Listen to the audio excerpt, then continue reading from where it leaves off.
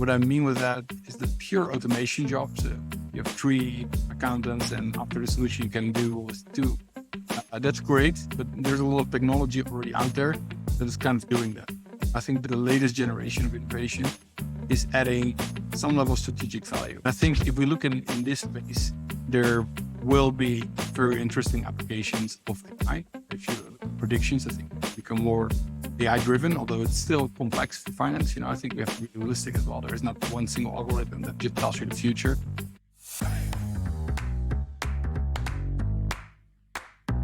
Hello, and welcome to Tech for Finance, where we help finance professionals leverage technology to level up their lives. I'm your host, Adam Shilton, and in this episode, we're going to be chatting with Wouter Bourn, founder and managing partner at Bourne Capital. Wouter has over 2 decades of experience in the finance transformation software industry and has worked with Fortune 500 clients building a detailed understanding of leading CFOTech products. Wouter is also a thought leader in this space, posting regularly about CFO empowerment, technology as a form of leverage, and more recently, the emergence of new AI technology. Wouter loves traveling around the world with his family, cycling, swimming, and skiing or snowboarding. And before we start today, just make sure if you like what you hear, please subscribe to Tech for Finance on your favorite podcast platform and on YouTube. But thanks for joining me today, Wouter. It's really good to have you. I've been wanting you on for ages. Awesome. I'm really excited to be here today. Good. So we'll kick off with, and we'll jumble up the questions a little bit, right? But I think I originally became aware of you through Paul Barnhurst. I've got a call with Ernie, the Y guy, tomorrow actually, and I know he forms part of your sort of board of advisors as well. So I check in sort of semi-frequently with them about what's going on in tech and FP&A tech and all of that sort of stuff. But I suppose the first question, if we keep it topical, is probably a recent LinkedIn post that I saw from you. And we don't have to mention the company if you don't want to mention them on the podcast. But it referenced augmentation using AI, right? And I think it would be useful to get your perspective, because with the advent of ChatGPT and generative AI, people are thinking, oh my goodness, this is a skill I need to learn. I need to keep up with the times. I need to learn how to use ChatGPT and all of these other platforms. But I think what some people don't realize is actually the companies that have already built software are making efforts to integrate this generative AI. So I don't know whether you can speak a little bit more about what you're seeing with the way that the companies you work with are augmenting as opposed to creating stuff from scratch, essentially. Sure. I think before we really dive into this specific question, I think it's important to look a little back and see, okay, what does technology brought to the office of the CFO? And like, I think AI is probably the next iteration of that. Compared to manual and maybe, a long time ago, accounting was really like on a piece of paper. I think we gained a lot in automation, workflow, helping people to achieve certain things. When we look back at, at what CFOTech brought to the accounting or let's say CFO office, I think first of all, we look at automation. So there were repetitive manual tasks that technology came in and automated. Another thing is, data volumes are more than we can handle on a piece of paper, and today much more than we can handle on in an Excel sheet as well. So data, I think, increased a lot. And then systems are kind of siloed. So another technology advantage that we see a lot is integration. And get more meaningful insights from it. And probably lost, and that's more looking to the future when we talk about prediction and forecast and those kind of things. I think when we look at AI, and I'm sure I missed some things, but these are just some general categories that I think where technology kind of innovated the office of the CFO. We look at AI, I think in some areas we don't even need it. I think AI today is even a little overapplied, and people are trying to, AI looking for a problem. Sometimes, it doesn't have to be that intelligent what you're doing. It can be just rule-based or just learning from a human procedure and build software that automate a certain process. So I think, first of all, I think AI has a couple of good use cases. And I think especially, prediction is something AI can do really well. It can interpret language So if someone has written something and you quickly want to do an analysis on it or take an action on it, that can do that really well. Especially ChatGPT is extremely strong here, and very exciting to see how quick the problem goes. And then last probably is human style communication. You know, AI can nowadays talk like a human, even with voice APIs that can translate it into human voice. So you can really actually communicate, let the system communicate like a human without actually needing a human to do it. So I think from one side you're looking at doing human tasks the same. Like can a computer jump in there and part of their AI could be helpful. On the other side, I think as well with the AI, we should be able to go beyond what a human can, and that's where we, especially when you look at predictions, and it's like, what is a business going to do based on the data that we have? So I think AI has a lot of power here, but at the same time, when you look at the finance domain, you financial data is very, let's say, it's regulation based. It's typically quite comprehensive. It has sales part of the organization, right? Revenue, but also cost sides. There can be a lot of external influencers that external drivers that are not in your database. So the question is how quickly AI will really dominate the finance function. I think when it comes to automation and those kind of things, that's where we probably really will see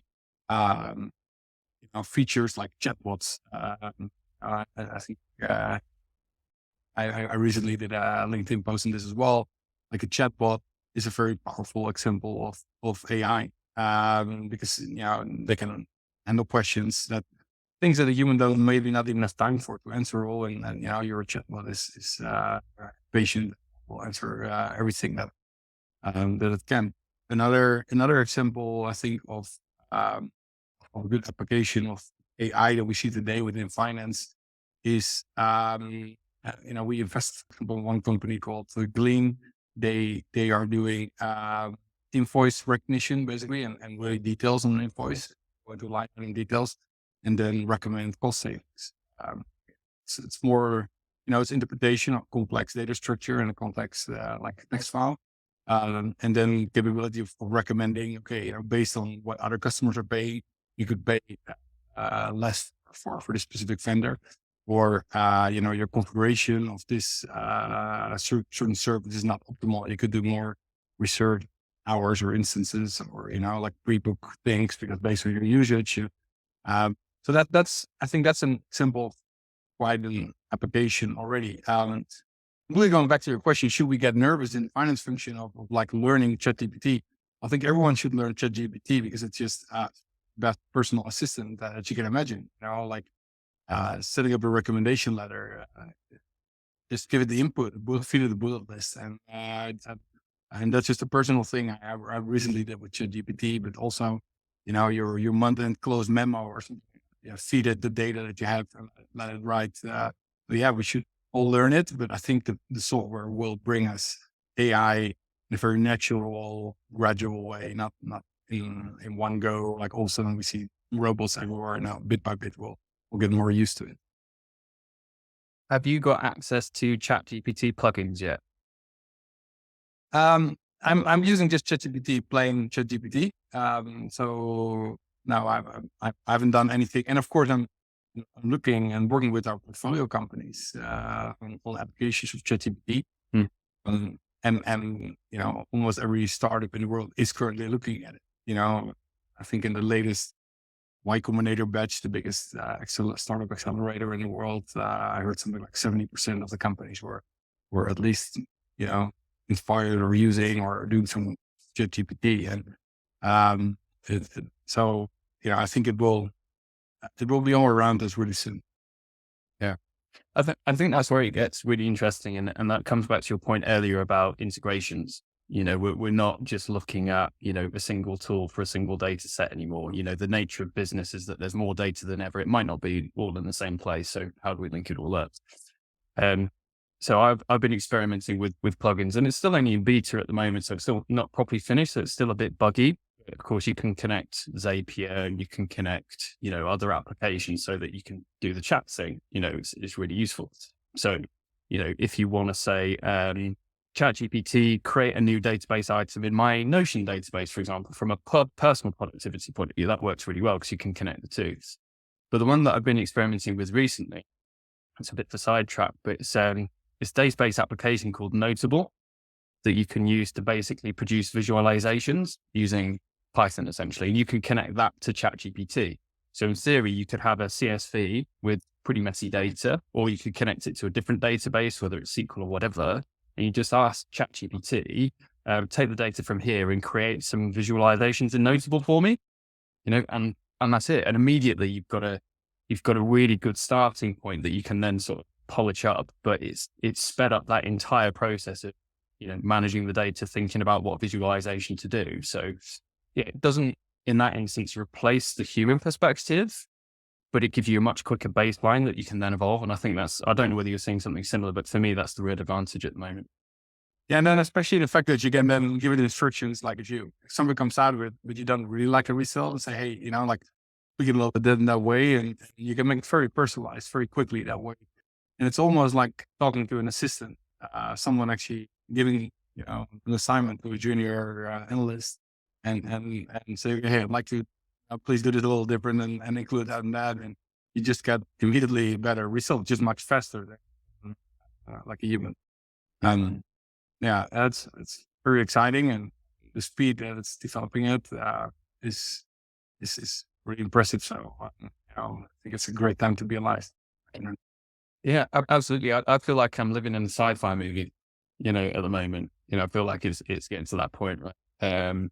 But anything that brings me closer to a 4-day working week is better, right? So it's good. But no, I suppose coming back on topic then, relating to CFOTech and, how businesses can start thinking about this sort of stuff. So I think what you said previously is, it's not really something that everybody's got to drop everything and start thinking, right, well, I need to strip out all of my processes and find an AI tool. It's an evolution, I think is the words that you use there. So if people are interested in, adopting new technology, and doesn't need to be AI, but could be AI, there'll kind of be a decision point where they look at, right, well, do we optimize our existing tech? Do we find something to plug in, and so on? Or do we go to market for something new? Now, the difficulty going to market for something new, and this comes back to that previous point about augmentation, i.e. existing applications just improving over time, is that especially if it's one of these new AI startups, they're almost like an unknown entity. And of course, they might have funding, like the sort of companies that you support, right? But if you were giving business advice, if they did want to invest in some of these really new tools that maybe were still, I guess, a bit higher risk than something that's been established for 20 years, what would your recommendations be? What would you recommend they look for during that selection process?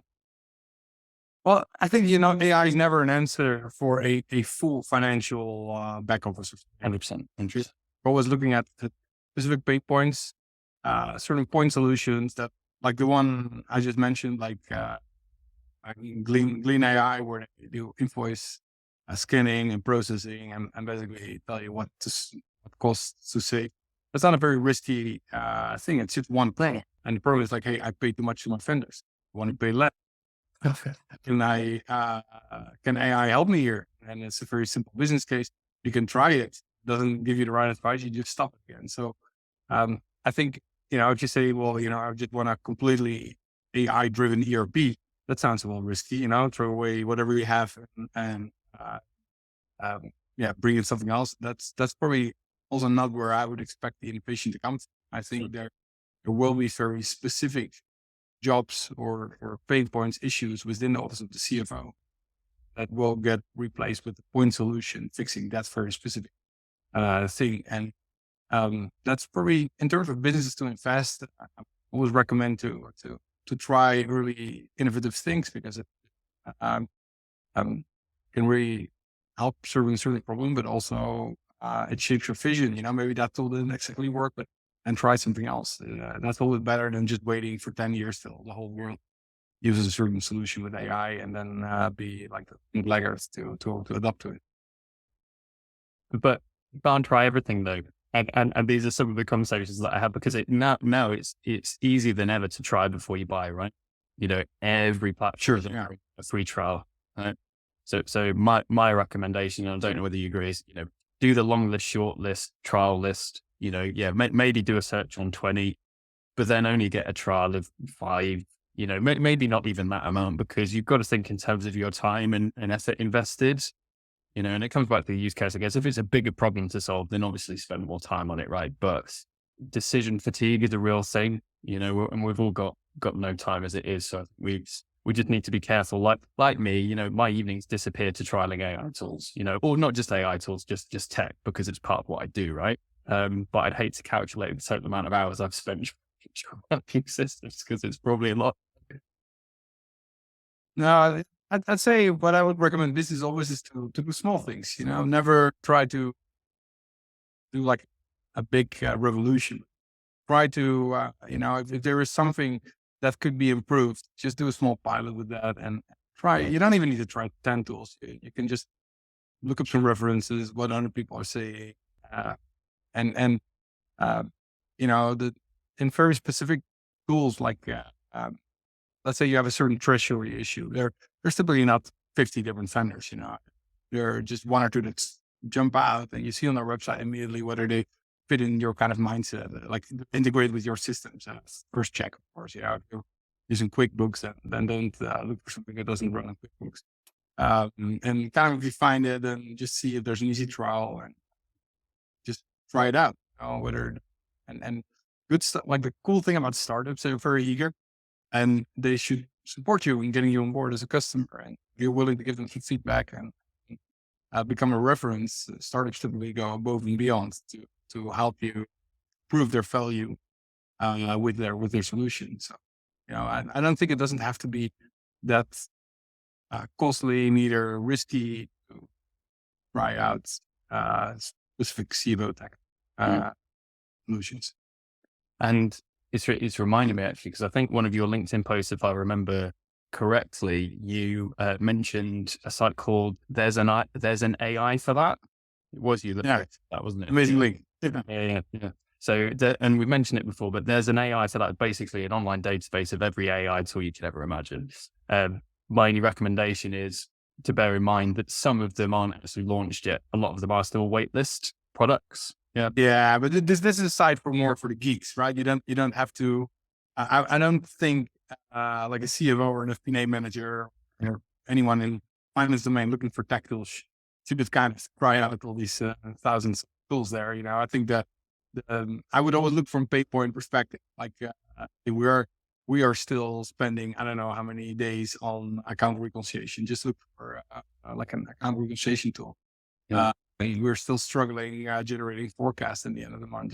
Just go on it, and see what pops up. You'll see that there are great solutions out there. Yeah, there is a plugin now for There's an AI for that, and ChatGPT. So you can ask ChatGPT, find me a tool for this purpose, and it'll automatically search There's an AI for that. So that made me smile when I saw it on the plugin database. So even that search piece should become a lot easier right now, because you're not going to have to, Google and search through, 10 or 20 web pages. Hopefully it should be a lot quicker. Yeah.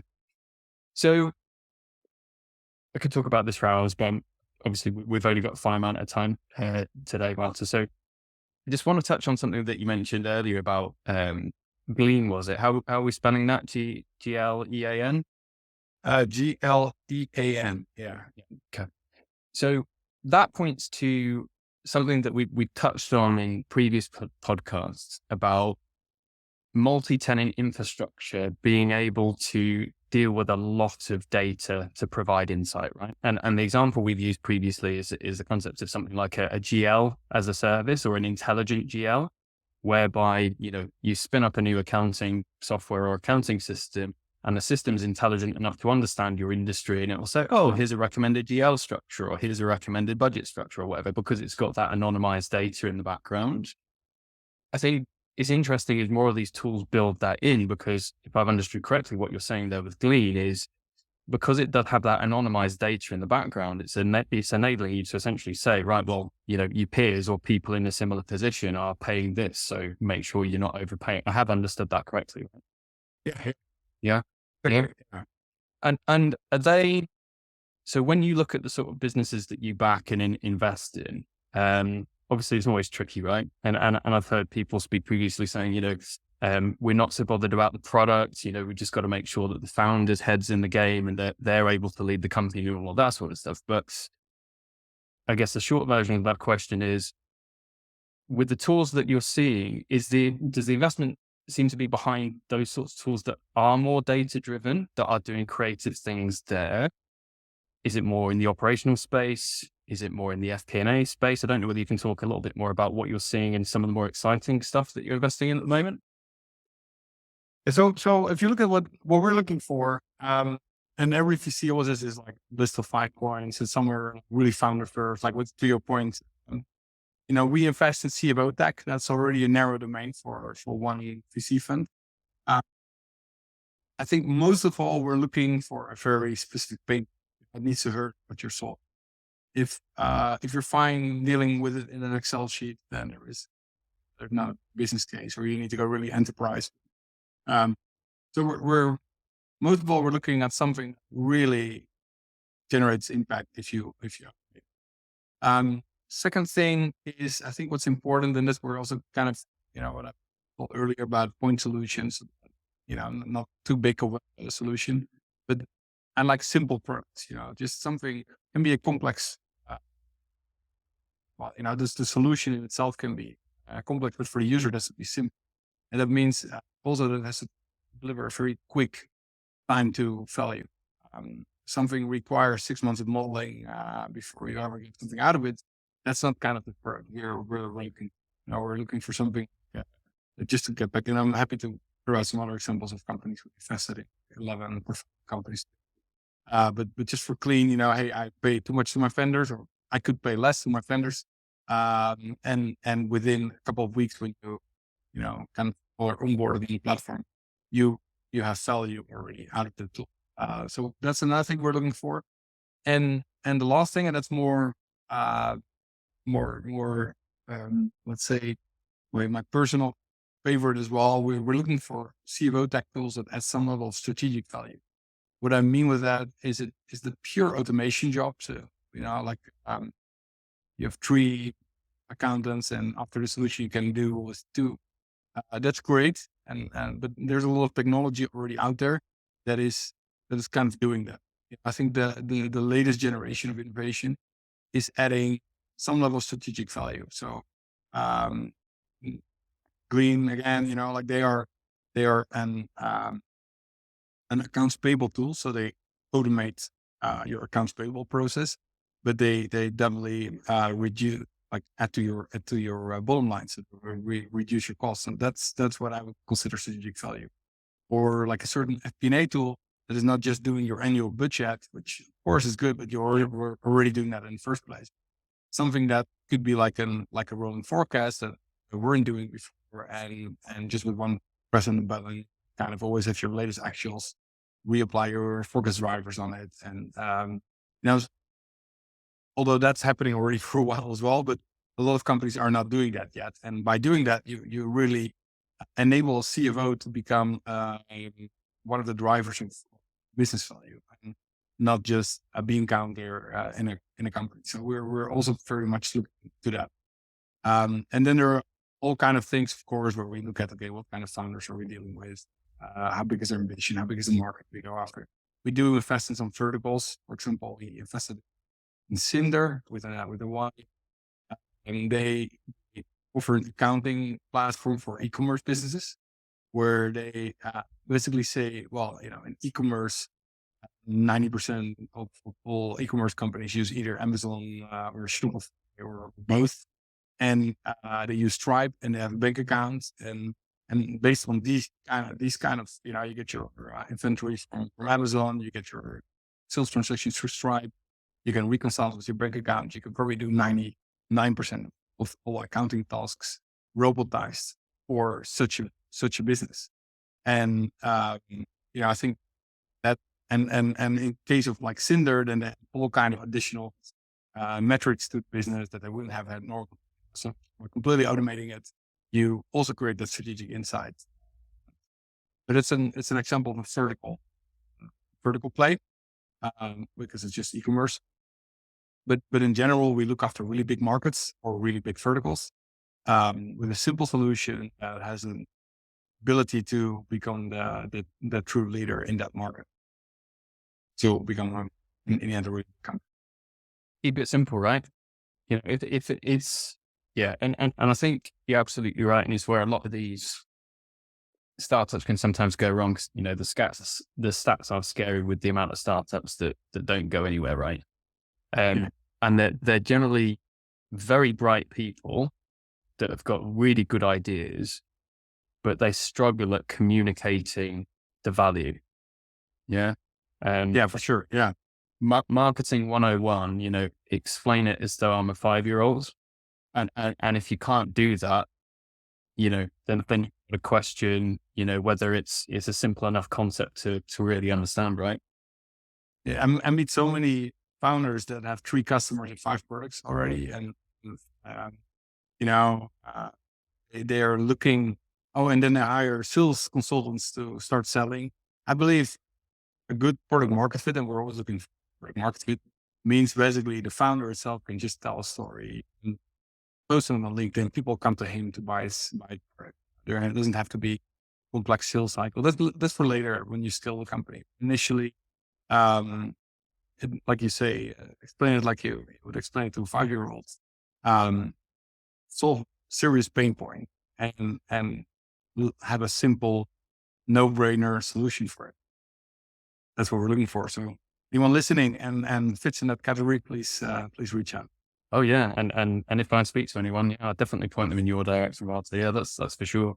So yeah, and that simplicity point kind of plays into the simpler a concept is, the easier it is then to invite people into a trial, right? And then the less support you're going to need because people can self-serve. You don't want to get to the point where, even if it's a simple concept, people sign up and immediately they hit a barrier that says, I can't use this, so I need to phone somebody up or get on the chat line, you know, so it's that it doesn't scale very easily in that instance, does it? So I totally agree with that. And again, this is just more my curiosity than anything else, but with the tools that I use and have invested in previously, there's kind of a split. There's the tools that offer a trial, but there's never a preview option, right? So you have it for 14 days. And if you don't want it, then you don't use it. If you want it, then you pay for it. Whereas there's also platforms now that offer, you know, it's free forever, providing that you only use this bit of capability. Is there a trend? Are people going more freemium at the moment to try and build that lower user base, or are people going more paid for? Or is it a real mix? I think it depends on the product, what fits better. Historically, I've been a founder myself as well of the CFOTech company. Free was, if you something to free, it's almost like you tell there's no value. I think people should, if they get value out of your solution, they should pay for it. The question is more, how are you gonna, what's the path to having a customer pay? Like, do you want to give it a trial and let them try it out, or do you want to? Because in the end, the freemium is also kind of a trial where you let them, let's say, use a very limited part of your software, but you already know that if they get the full value out of it, they will need the full package. And so in the end, it's just a different kind of trial with a different mode of converting. And I think, founders should do whatever fits best, but it's just amazing. It says something about a tool if you can try it out free. The typical enterprise CFOTech tools that require 5 months of specialist implementation consultants are not offering free trials. They could do a free POC, but I'm also meaning, like, it's important free trials should also be a self-service free, not a free trial with a lot of help. That's still not, it doesn't say how easy the tool is. I think it's important that, especially nowadays, and depending on the size of your business, but let's say any small or medium-sized business should buy a CFOTech solution that can be with some guidance, with a little wizard or some video, but figure it out yourself. Because that means also you can maintain it yourself. You don't need a vendor. Does it always work? No, you can have more complex modeling tools that just require a little bit of help from the next consulting company. But the kind of simple solutions that just fix that specific pain point should, you should be able to just go with it and have a very low learning curve. Do you know of Adam Sigornis? No. Flowcog? Not heard? Yeah, I think, not, I don't know, extremely fresh, but yeah. No, the reason I mention it, and it comes into that freemium piece, and for anyone that's listening, I'd recommend at least check out the website. But what he's been doing recently that I think is really, really good is he's got some free online tools. So they're not behind a login wall. I don't think you have to log in to use them. But they're like basic calculators. So his vertical is modeling for SaaS companies. So he's hit a vertical. So therefore all of his preset stuff has all of the SaaS KPIs built into it, right? But as a conversation starter, he's got these really useful calculators for, funding or ARR or that sort of stuff that people can sort of trial. And so he's creating that value before people have even signed up for anything. And I think that's an interesting marketing approach. And of course that increases his credibility quite substantially. So I've been very intrigued at what he's been going on. And he's been doing all sorts of stuff with QuickBooks and ChatGPT as well. So I think it points back to a company that's following that incremental evolution approach that we talked about earlier. So, as I say, he's been on the podcast before, so people know about him already. But yeah, I think he's the sort of business that seems to be doing it in the right way whilst providing a ton of value, even when people aren't paying for his services. So yeah, one to check out for sure. I think it's amazing. And I think I did look through the solution. The thing is, I got pitched a lot of FP&A tools. Oh, of course, yeah. See how many, probably like 3 a week at the moment. Yeah. And I was like immediately sharp, yeah, I like that approach, to say, okay, let's start with adding some value. But it's a challenge. You don't want people to stay. Like if you run a business, you need to make money. You need to create value.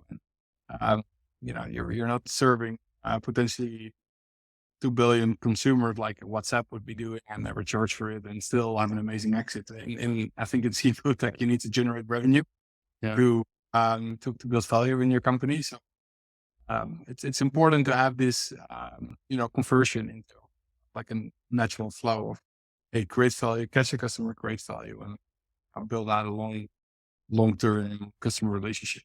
Yeah. I was having a look at Causal the other day as well. I think they're sort of I can't remember where they're based. No, actually I do know the founder's in London. So near me here in the UK, but they've now got a US branch, I think. And they've been actually doing some very innovative things from a blog post creation perspective in terms of, top of the funnel leads. So they're pushing, thousands of blog posts that are all really useful instructional stuff, to fix that early stage, interest generation piece. So it's interesting to see how the approaches vary. It's not calculators and sort of tools in the same way that Adam's doing, but it is still valuable content. No, and I think that's what I recommend our portfolio founders as well. Be out there, share valuable information, things people can learn from. It's a great way to in the end promote your product, do something nice, at the same time. Because All's doing a great job. I really like their product. They're well competitive to one of their companies. But in general, I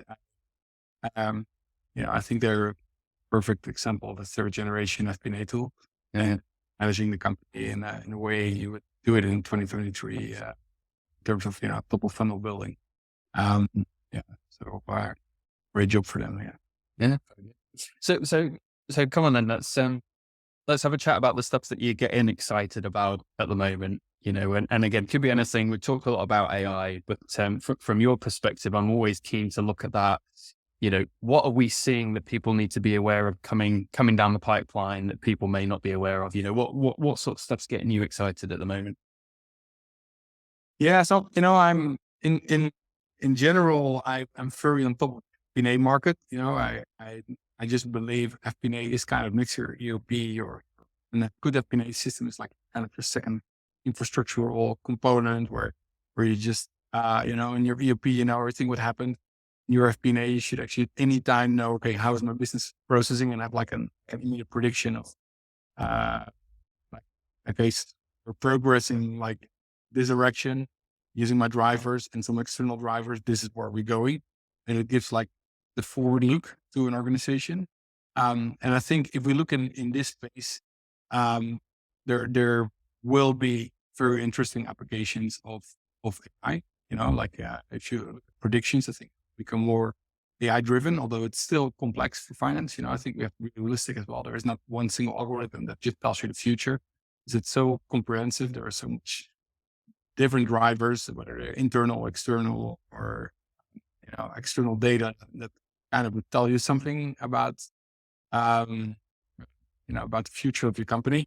But I think in terms of a hybrid approach, like a good FP&A system interacts with the CRM where all your sales activity is in, with an HR system where all your headcount mutations are happening, and basically any point in time will give you a fresh view on the next 9 months or 3 months, whatever your timeline is that you using your model. If we look at innovations in that aspect, I think, we look at reporting, because in the end, I think no one really reports on a ERP. Well, you do, because you need like your month-end statements, but by the time you have it, it's old. Everyone knew already the data, so it's not a real management instrument. I think if you look at an FP&A system, you have this forward view, which is much more interesting for reporting, because it's much more, okay, are we going to make our target or not? Are we doing enough to get there? I think there, if we look at reporting, traditionally reporting were some big Excel sheets with a lot of rows and a lot of columns. And today we see a lot of dashboards, great, a lot of charts, but that's also not, I think neither, like massive financial statements is not what a user wants, and a bunch of pie charts explaining your financials is also not really what finance wants or can understand. But there's this disconnect between those things. And this is actually the startup I co-founded and we exited in 2018 was all about this performance reporting, we call it. So it's a blend of financial, real financial statements, very support for P&L, and but then with an actual budget, with variance coloring, and then maybe some breakdown charts that would really say something about the data, and combining that with a real narrative of what happened in the business. And that's where with a narrative, I don't mean like something you can get out of your numbers, because everyone can see, hey, your sales is down because product ABC didn't perform well. I think a real explanation is like, hey, a competitor came into the market and sales is down. We are fighting back. The typical business reasons. If you kind of have that data together, so you have like the correct accounting way of representing it, you have the right visualizations that really give you some deeper insights, and you have the real narrative. Think about what reporting could mean in the next couple of years. It could be personalized, so it could become a video of ChatGPT basically telling you what's really relevant, summarizing that, by voice AI picked up, and in the video you would see some charts that would be relevant for you as a user, not for everyone. It's not the general report. It would tell a story, your business, how you do compared to competitors, if there's any data, how you're doing compared to your peers in let's say you're responsible for the Netherlands, and Netherlands, let's take that example. How is Germany doing, and benchmark that. So I think when you have all the data together and you have a live prediction of based on your very latest sales numbers, you can just say, okay, this is what we expect to do. I think the next way or the next iteration would be, how are you going to consume that data? Will it still be in a traditional way, or will that come much more natural or more Q&A based, like ChatGPT again? Just ask like, hey, what I need to take this and this decision. Tell me the information that's relevant. I think we're going to see some amazing new innovation here in the space of FP&A. No, it's exciting. And You ask me what excites me, well, I can keep going.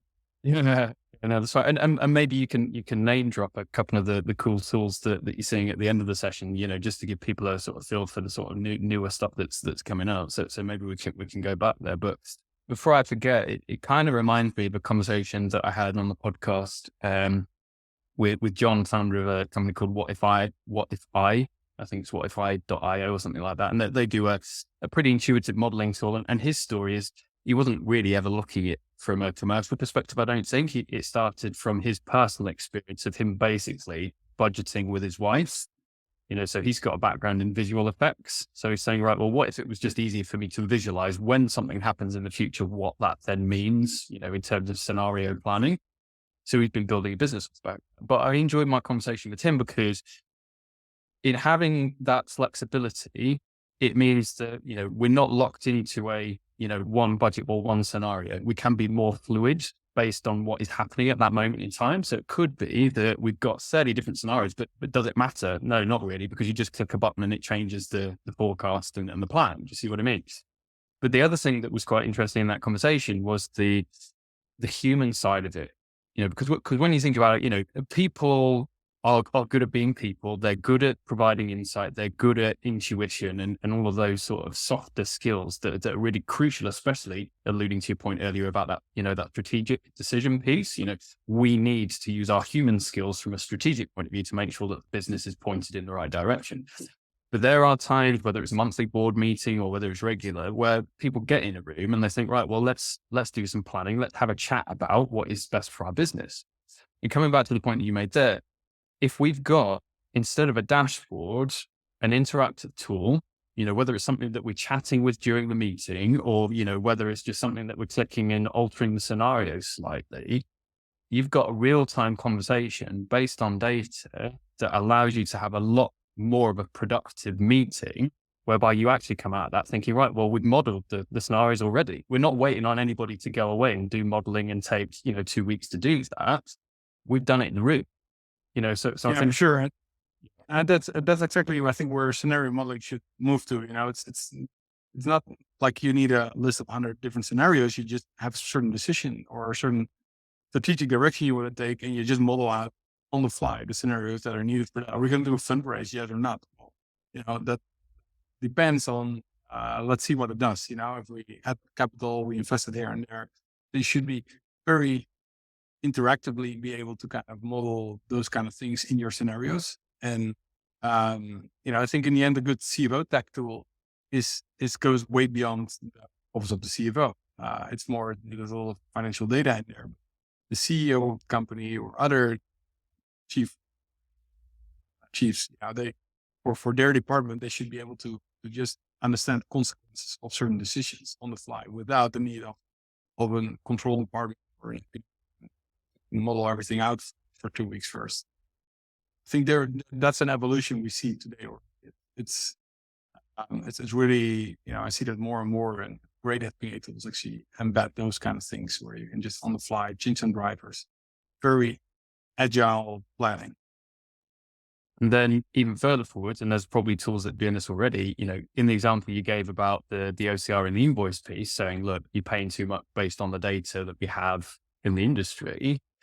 It's the same if you're doing modeling as well. So in the future, if you've got your data, but then you've got a ton of anonymized data supporting that says, well, this is the benchmark you need to be working against based on similar stuff that's happening. That's going to help inform that piece, isn't it? A lot of startups have this vision of like, hey, I'm going to get a lot of anonymous data, and then, I'm going to generate a lot of benchmark portfolio. The challenge why we haven't seen it so much broadly applied.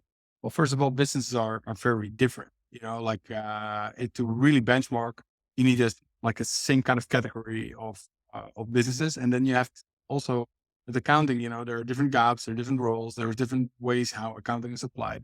So it's not always that easy to fully benchmark, and you need a certain data volume that a lot of startups, when they create the idea, don't have that volume yet, can't really apply that idea yet.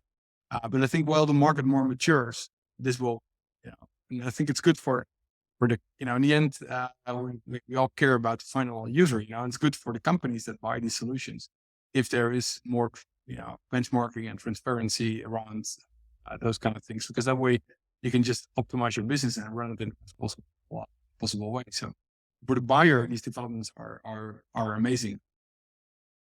And it'll be interesting to see how that evolves as well, because as we've seen with the Microsoft OpenAI relationship, that, one move by Microsoft could put a ton of startups out of business, right? And this comes back to the value proposition as well, doesn't it? And how much of a community you've been able to build in product. So Notion is an example. Microsoft are launching, I don't know whether they've launched it already, but basically their equivalent of Notion, which is tasks, pad databases, all of that sort of stuff. I think Notion will be all right because they've almost got kind of like a cult following. People have built businesses around Notion templates, for crying out loud. So I think those sorts of businesses are safe. But when it comes to the data piece, you take a massive multi-tenant infrastructure such as Microsoft Dynamics, or the Sage, AWS setup or whatever it happens to be. They've already got the advantage because they've already got a massive data set to work with. So it'd be interesting to see how the smaller players are able to carve out their own niche with potentially a smaller amount of data. And maybe the answer is to niche down, as we've been saying, so don't know. Yeah, I think the opportunity, if you look at Microsoft traditionally, has always left enough room for partners to build add-on functionality. Like if you look at they have Dynamics, or they have a lot of flavors of their ERPs. They have a CRM system, but then there is tons of, you get back to my beginning of the kind of solutions that we're not looking for Dynamics as a fund. We're looking for a certain tool that can satisfy 200,000 Dynamics customers, like that can really solve one specific issue. And I think in terms of if you're trying to solve a too big of a problem, you run the risk that one of these mega vendors will dive on it. But if your solution is like, if you look at the total finance function, reducing spend management is a small part of the total. It's very impactful and can be great if you nail it down. But it's not likely that Microsoft will bring out a own product in that area. So I think I will still bad for companies that are put out of business by one of these mega vendors offering, let's say, the same thing, cheaper, better. But most businesses are on the safe side because they're building on platform that one of these mega vendors has put in place. Yeah, that's it. And it's interesting actually. And people often assume that if a mega vendor brings out a new bit of capability that is going to be better than the equivalent startup, but it's not. To go back, well, sometimes it is, sometimes it's not. To go back to the OCR piece, for example, just use an example ERP. Sage Intacct as an example ERP, for example. I believe OCR is built into their development timeline. Yeah. But to what extent? Here it is, yeah. Yeah, OCR, yes. I mean, at a very basic level, it's reading an invoice, so it doesn't have to be manually keyed. But that's very different to what we were discussing earlier, whereby you've got that analytics in the background and you've got more insight from that. Likewise, is it an AP automation tool that's going to enable them to connect to their bank account? Who knows? But you see what I mean? So even if those mega vendors are playing in the same space, that doesn't mean that there isn't the opportunity for a smaller ISV or independent solution vendor to come in and do something better. As I say, it just depends on the market and how big of the problem is that you're solving. No, for sure. And I think that if you just take Glean, for example, all ERPs have some kind of OCR in there. So that's not the problem they're solving. Yeah. Point is an OCR of an ERP will just tell you, hey, this is the vendor, this is the date, this is the amount you need to pay, this might be your VAT. But if you look at for example, an AWS invoice, it has probably 3 pages of completely unsorted, unstructured line item details with minutes here and hours there. No way an ERP, it's not their job to kind of tell you whether that's the good setup or not. Yeah. And that's where a CFOTech vendor, I think, I just love the example of Glean because they kind of did that really smart. This is also not something that's quickly going to be copied because there's quite a bit of R&D going on this, and it's pretty unique and it's also a huge problem. So I think they're ready to scale up this company without a lost threat, either one of the mega vendors or another startup trying to do something similar. Very good. So Give us a couple more. So you mentioned Glean, and the other one was it Cinder with a Y that you mentioned? Yeah. You got a few more that you can check out? So I think another one, we invested in a number of FP&A solutions, but one that jumps out is Plan. Plan is, if we look at the amount of, let's say, third generation, and with third generation, I mean every FP&A solution that is younger than 5 years old, that is typically lower cost than let's say the second generation, or in a plan and adaptive insights, and the third generation would be more theory, SAP, IBM maybe in the first generation. So if we look at the third generation, we are we're seeing a lot of different kind of solutions, but there is this big hate-love relationship with Excel. There is some companies that would like to keep working on Excel. Others say, no, we need to replace it because Excel is giving us too much trouble. But everyone knows that if you're skilled in Excel, it's probably the quickest solution. You can just figure out like what you're you can quickly just make a calculation on the fly and do exactly what you want. Well, Unplan is one out of the, let's say, 40 third generation FP&A tools out there, but they're the only one doing this within Google Sheets. Okay. They basically build a whole solution. It's fully database driven, and there's all kind of logic putting on the background.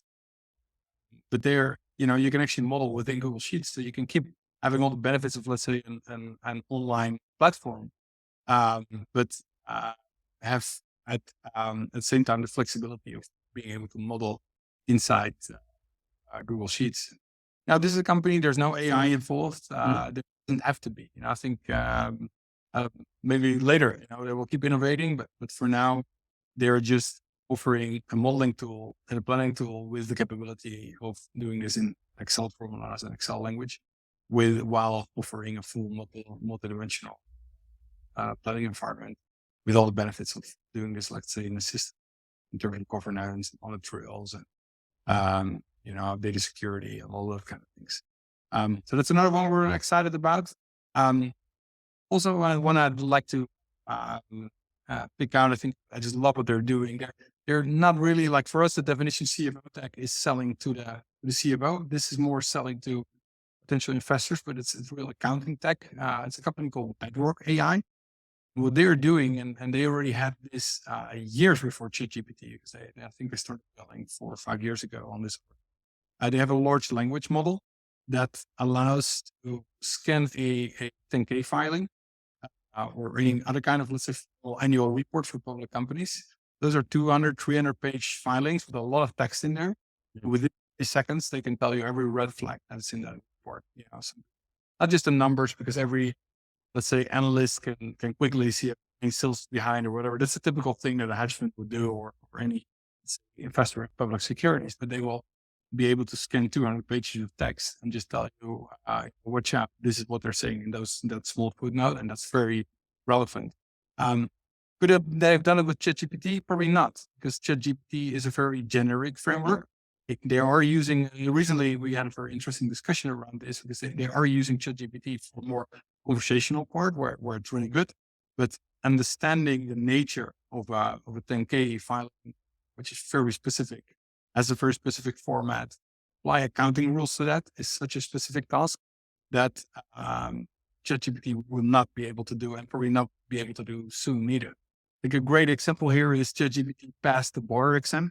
It passed the Harvard MBA exam, but it did not pass a CPA exam. So it still, it tells us there is still some stuff it cannot do.